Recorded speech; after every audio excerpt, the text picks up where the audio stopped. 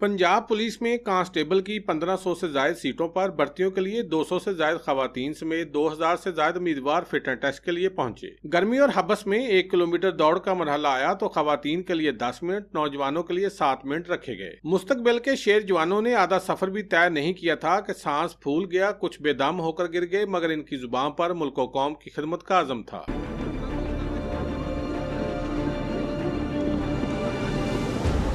सनफे नाज़क खूब भागी लेकिन फिर भी नाकाम रही। 1 किलोमीटर के फासले में ज्यादातर आधा रास्ता भी तय न कर सकी और गर्मी के बायस गिर पड़ी। कई दौड़ में नाकाम होने वाली उम्मीदवारों का कहना था कि वो सुबह सवेरे नाश्ता किए बगैर आई हैं। पुलिस में भर्ती होने के लिए दौड़ में हिस्सा लेने वाले उम्मीदवारों का आज़म है कि वो जराइम के खात्मे में मिसाली किरदार अदा करेंगे। कैमरामैन शिदंजम के साथ सुल्तान महमूद, टोबा टेक सिंह।